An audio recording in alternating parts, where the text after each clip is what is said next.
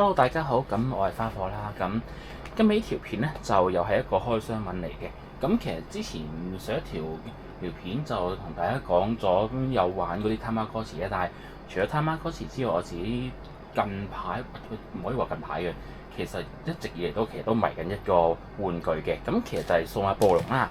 咁其實最近如果大家有追開數碼暴龍嗰啲機，咁其實都知道啱啱最近幾日啦，其實就出咗嗰個數碼暴龍20週年 New Wave 嘅一啲嘅新嘅機種啦。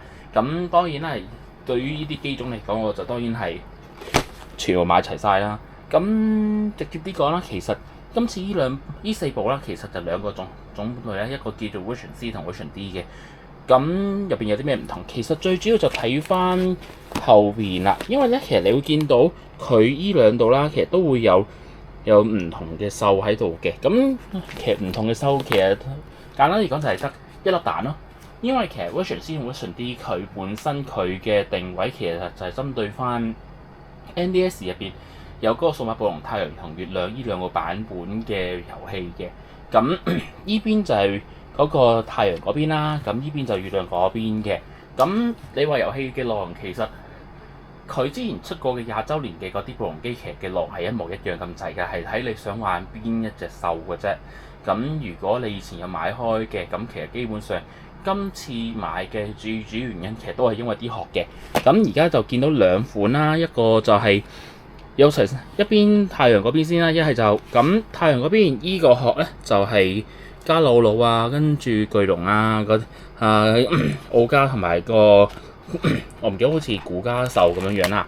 咁其實打開個啦，係啦，咁佢其實就好簡單嘅，就淨係得一個殼咁樣嘅。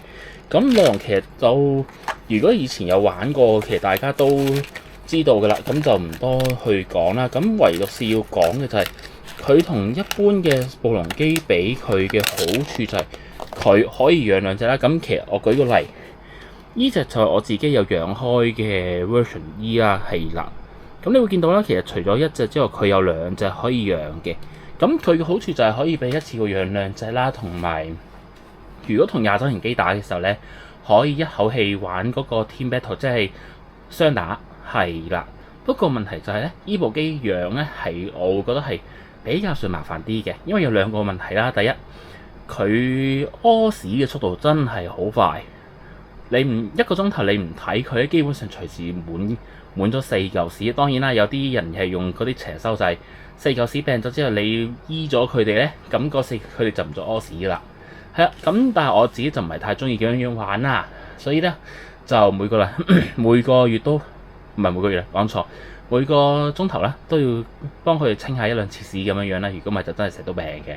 係咁，另外一樣嘢咧就係佢進化時間咧係好麻煩，真係好麻煩，因為咧佢本身嗰個要計嘅時間咧，佢唔會計瞓覺嘅嗰個時間嘅，所以變咗就係好多時候咧，以前玩彩色機咧，大家做好晒進化條件就係咁轉時間去叫佢瞓覺啦，然之後佢就自用自覺就進咗化咧，呢招行唔通嘅，所以變咗就係你要成日都望住呢部機啦。咁如果你翻工近排忙咧，基本上咧你可以熄咗部機 OK 㗎啦，因為其實呢部機有個好咧就係佢就算你掹咗佢粒電或者係 restart 咗佢啦，佢會先問你係 load 定 reset 嘅。咁如果你喺嗰陣時候真係忙咧，就可以先咁樣撳咗佢先，然之後等真係 OK 啊，先撳翻個 load 掣，咁就可以繼續玩嘅。好，咁呢個就係呢部機嘅特別之處啦。但係你話佢入邊內容係會啲乜嘢？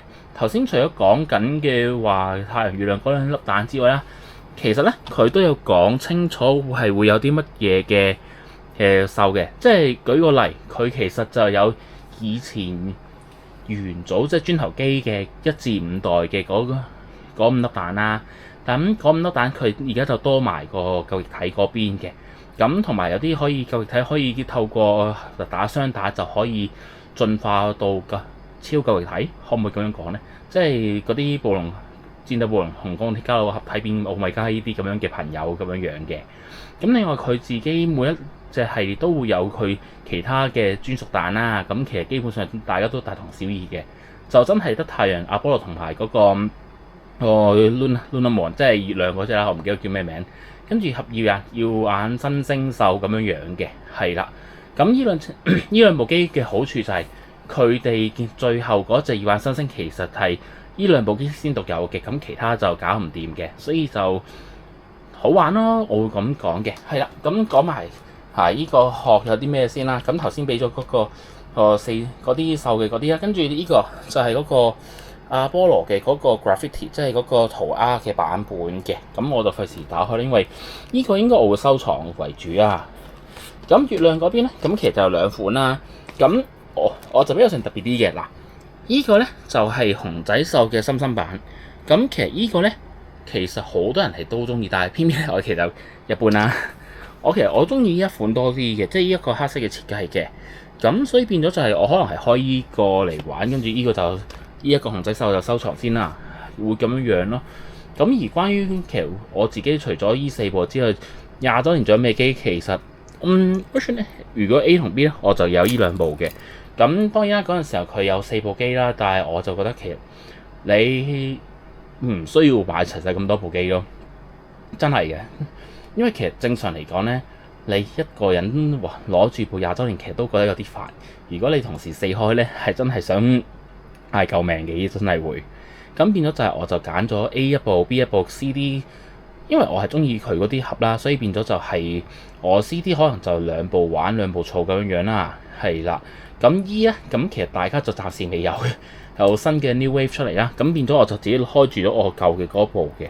咁同一時間就因為咧佢20週年嘅蛋咧，佢有個搞笑嘅地方就係佢需要部機都要連一次嘅，即係簡單嚟講就係假設我啱啱買嘅呢隻熊仔獸啦，佢係我唔記得 version C 定 D 啊，總之 whatever 啦，佢 version D 啦嚇，當佢係啦，咁你就要揾齊晒 A、B、C 同 E 4部，玩完之後再揾多另一部機，要揾夠5部20週年機打過一次，咁先至可以解鎖到嗰啲特別嘅蛋嘅。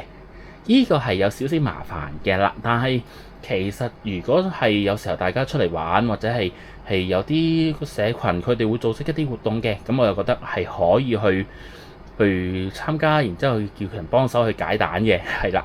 咁呢個我覺得係一個幾好嘅 social 活動啦。咁即係對比起可能真係自己攞住部手機或者係啲手提機，然之後就自閉咁樣打機，我又覺得好似呢啲咁樣嘅活動係有少復古得嚟，又可以增加到一啲 social interaction 嘅嘢啦。咁係一個唔錯嘅選擇嚟嘅。所以變咗今次呢個20週年嘅 New Wave 第二彈啊！咁其實今次我自己都幾 buy 嘅，甚至乎呢幾部機每部機都係百零蚊左右啦。咁其實真係相對地係算平嘅。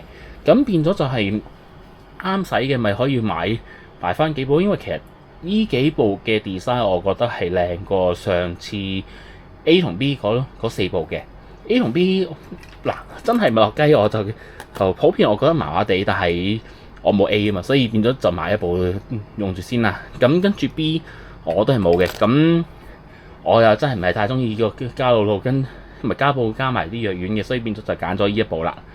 咁就真係一般般啦，但係C 同 D 幾部我覺得係真係值得買嘅，係咯。但係就睇自己嘅興趣喜好咯。咁普遍嚟講，其實就係每邊各買一部夠噶啦，唔需要買齊晒2部嘅。我自己會咁樣睇。咁係咯。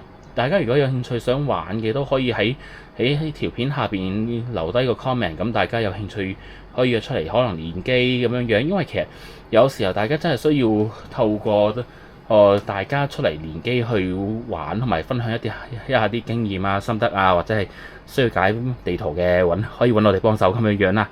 好，就係咁樣先啦。咁我係花火啦，希望下次都可以再同大家見面啦。拜拜。